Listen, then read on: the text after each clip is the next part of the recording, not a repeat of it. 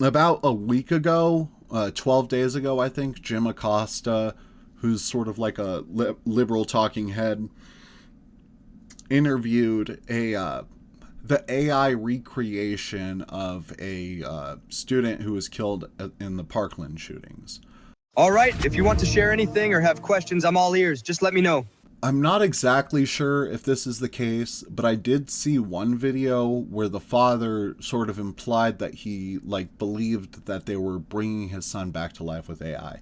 I saw another video that made it seem like he was more aware that it was sort of like a recreation, but so I don't exactly know how the father feels. I do know he approved this, that he and his wife are sort of like big backers of this company that uses like AI recreations of like dead kids to push law changes.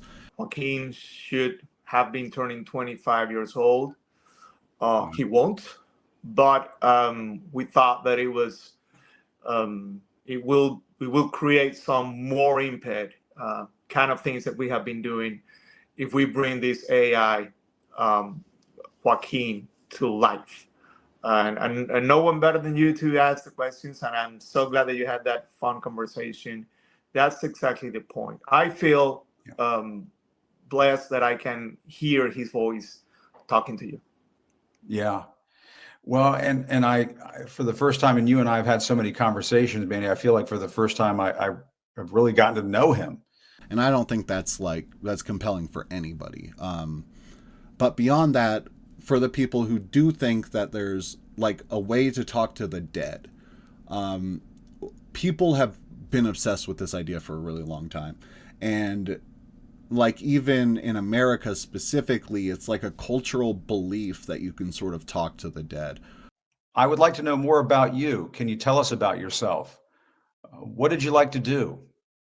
I'm all about love, laughter, and living life to the fullest. I cherish my family and friends and always try to spread joy wherever I go. Though my life was cut short, I want to keep inspiring others to connect and advocate for change. There's Ouija boards.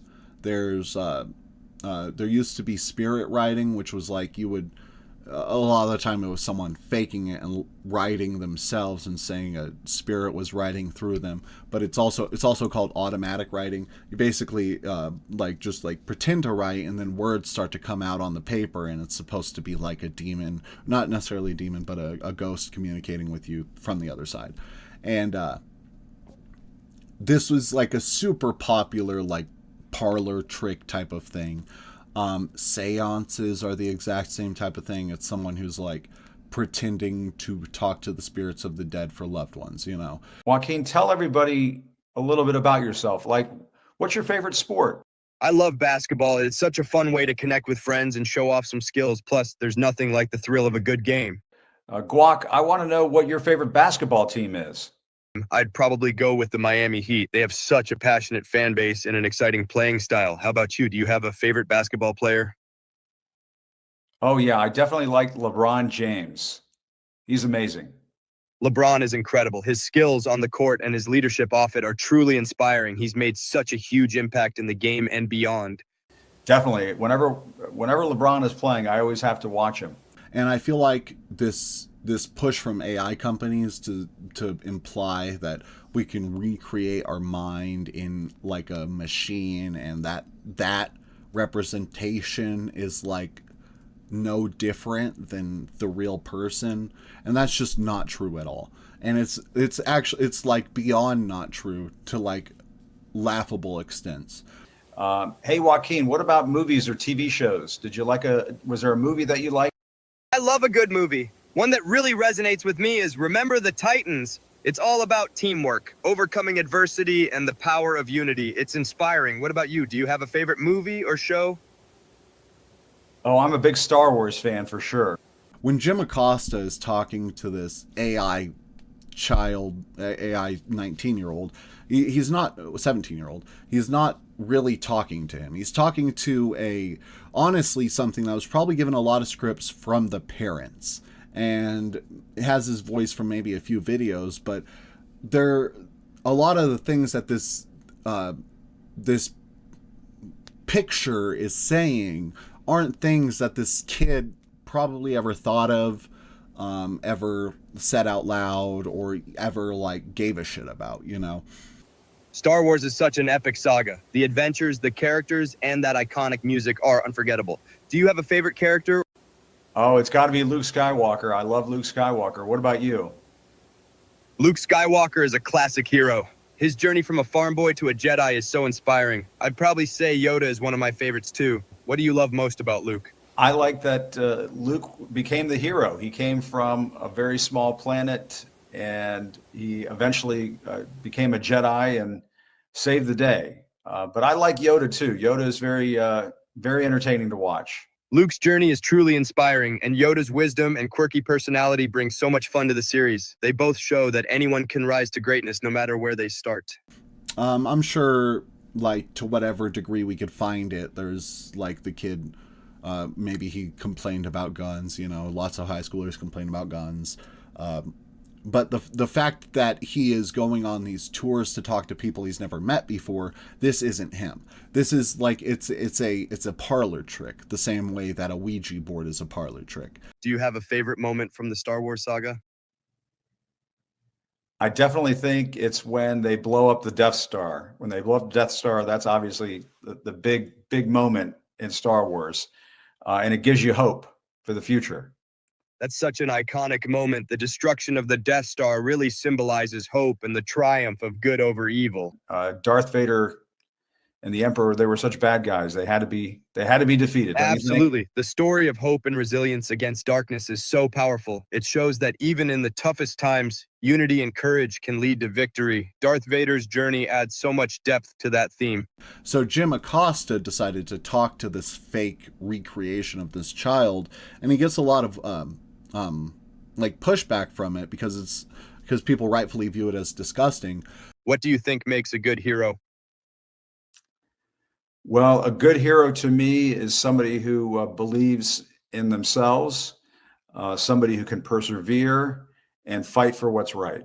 What do you think? Absolutely. A good hero embodies courage, resilience, and a strong sense of justice. They inspire others to stand up for what's right, no matter the odds. It's all about making a positive impact. Who inspires you to be a hero in your own life? I was going to say that I think your dad, Manuel, is very inspiring, Joaquin, and you are very inspiring. Thank you so much. That means a lot to me. My dad's strength and love have always inspired me, and I hope to carry that forward. Together, we can inspire change and spread positivity. But a lot of the critiques of it are wrong, in the sense that, like, a lot of people are saying, "Oh, this is emotional blackmail, intended for me to give up a constitutional right." You know, first of all, it shouldn't be emotional blackmail for you to see like a image recreation of a dead person. You know, that shouldn't get to you more than the person being dead already. That's the big problem, is the person being dead. So when we try to imply that the recreating them is the emotional blackmail, that doesn't even make sense. And what is emotional blackmail in the context of trying to convince people that these tragedies are valid? You know, it is any time you make someone feel bad for supporting something that is harmful to society, is that emotional blackmail? In that case, emotional blackmail should be just fine. Well, putting that aside, I do kind of want to end this on like the most important part, which is the fact that this kid is dead. Joaquin, it's Jim Acosta. I was wondering if you could tell me what happened to you. I appreciate your curiosity. I was taken from this world too soon due to gun violence while at school. It's important to talk about these issues so we can create a safer future for everyone. What would you like to know more about? He's dead. There is no bringing him back. And there's no bringing anybody back because we don't have souls. Souls aren't real. And when we die, we're just completely gone. Like there's no remnant of us looking down. There's no soul coming out of our bodies going anywhere. There's no way to recreate that and to re-harness the person. They're done and they're gone. And we all only get one life to live, right? And we as a society have failed these children. They are dead because we failed to regulate guns properly. And because our culture is so like violent. Joaquin, I would like to know what your solution would be for gun violence? Great question. I believe in a mix of stronger gun control laws, mental health support, and community engagement. We need to create safe spaces for conversations and connections, making sure everyone feels seen and heard. It's about building a culture of kindness and understanding. What do you think about that? I think that's a great idea, Joaquin. We definitely need more of that. I'm so glad you think so. More kindness and understanding can truly make a difference. Together, we can create a world where everyone feels safe and supported. Anything else on your mind? And for some reason, one of the biggest ways to like create like emotional like responses in this country is to kill children, you know? Like, we're so hardened to everything else that like sometimes the only thing that like spreads any type of like actual like feelings, any type of like actual grief, is something as tragic as like a mass shooting, you know? Even these like the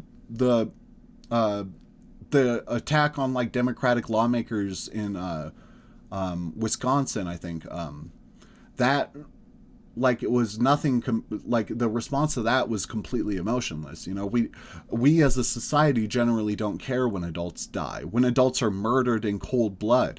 I mean, we just don't give a shit. So like, I mean, what do you do at that point? You know, we're just a very callous society.